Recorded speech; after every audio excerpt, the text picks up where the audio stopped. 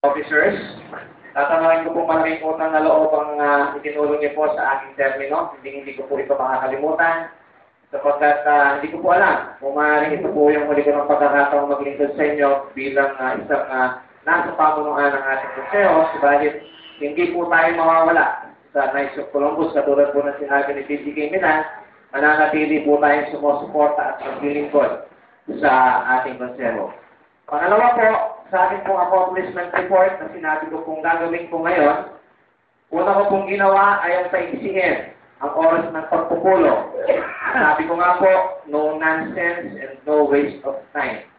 Una ko pong sininop ay ang ating clubhouse. Kung makikita niyo po, wala na pong tulo dito sa loob, subalit hindi inaasahan. Ini-endorse ko po sa ating darating na Grand Night, yun pong pagre-repair nung pong bubong sa may landing. Nakita niyo po siguro kung pumasok ngayon ng CR, kahit pa paano po, to the effort, the best of our ability ng ating incoming warden, kasama po yung kanyang mga tao po, ay nilinis po namin mabuti yung banyo. Kaya po maputing-maputi po yung mga tiles dyan. So maraming salamat po. At Rando, palakpakan natin silang dalawa. Pagdating po sa membership, as reported, ang first degree po natin, first batch 14, second batch 14, nagtagtag po ako ng isa at nag-readmit po ako ng 3. So, nung nawalabas po, meron po tayong 32 bagong miyembro. Pagdating po sa promotion ng second, third, fourth degree po, konti po. Bakit po? Hindi ko po kapungkulan ang i-promote kayo. Kayo po ang may karapatang ma-promote. Pag tinawag ko po kayo, nangangahulugan pong for promotion kayo. Pero para po tinawag ko na kayo, tapos po, magmamakaawa po ako sa inyo, hindi po. Pangalawa po, wala akong na-promote sa termino ko nang ako ang nagbayad. Lahat po nang na-promote sa termino ko, sila po ang nagbayad. Hindi po pwede sa akin yung abonohan mo muna Grand Night, tapos inisita mo na lang sa tubig. Wala ko akong pinromote sa termino ko na gano'n. At ang huli po, wala rin pong na-promote sa termino ko na dahil po patrino-wise. Lahat po nang dapat na-promote ay pinopromote ko. Wala po tayong papayagang lumusot nang hindi po natin nakikita pero umakyat hanggang ika-4 na antas. Pagdating po sa suspension, siya po ang aking sinuspend. Hindi po ako ang nag-suspend. I'm sorry. Siya po ang isinatid ko for suspension. 2 na po ang suspendido doon sapagkat tinanggap ko na ang papel from the Supreme na in-acknowledge ang nasabing suspension.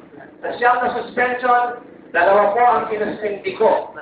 Pinasuspindi ko po, nirekomenda ko masuspendin na hindi na po katoliko. Kasama na po rito ang isang past Grand Night. Submitted ko na po. At 7 po, yung hindi po nagbabayad at magulo po at nakakagulo sa ating konseho.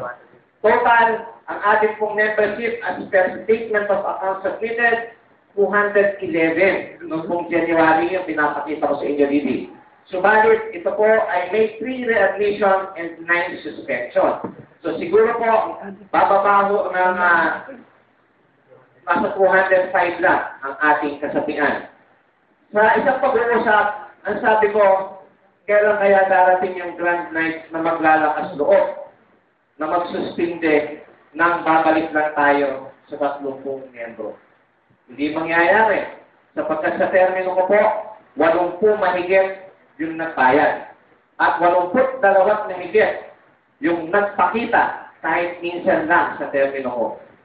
Ibig sabihin po man, sabi ko sa kanila, isipin nyo na lang, kung ang ating miyembro ay 80 lang, ang ating quota ay 4 lang, hindi po natin kailangan magmadaling mag-recruit at ang ating pong re-recruitin ay puro quality members.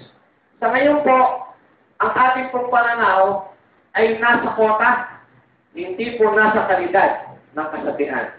Kaya po sana, magkaroon ng isang pagkakataon, at kung sabi ko nga po, dapat ngayon ay gagawin ko yun, subalit nakasabay ko si Didi Robin. Talaga po magsisipak ako. Sa dulo po sana, magiging 80 lang yung members. Subalit dahil sa pagmamahal ko po sa ating Didi po ito. Hindi ko po magawa. Kaya po nagsuspindi na lang ako nung karapat-dapat talagang suspindihin. Sa general fund, sa financial support, medyo bigyan diin ko po. Ang total collection po ng ating financial secretary ay 141,830. Meron pong unaccounted collection na 15,200. Ito po yung Christmas party. So pag inad niyo po yung dalawang yan, ito po ay 166,000. Ang napunta po dito sa 166,000 na ito ay 125,432.79. At ang amount pong ginamit ay 121,346.10. Kaya po ang akin pong ite-turn over sa ating Grand Night ay 3,096 pesos. Then ite-turn over po tayo. Wala pong parang dyan. Pero po tayo ite-turn over.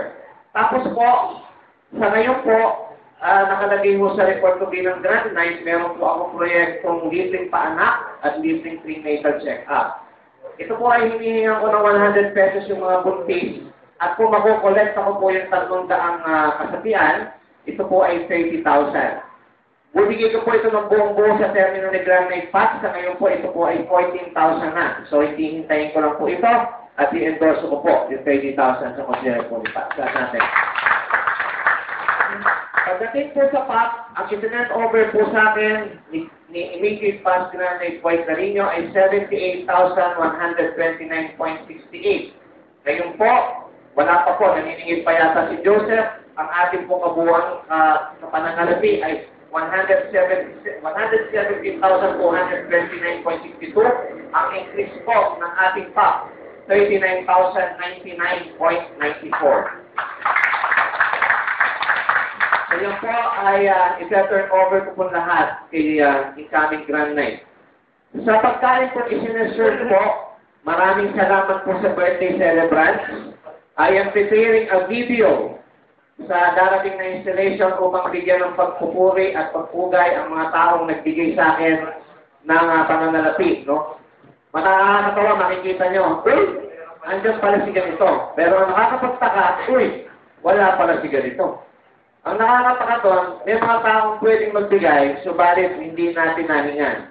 Pero hindi ko po lalagay yung picture nun. Hanapin nyo na lang po yung hindi nyo makikita. Ano po? So sa ngayon po, marami nung nagre-reklamo.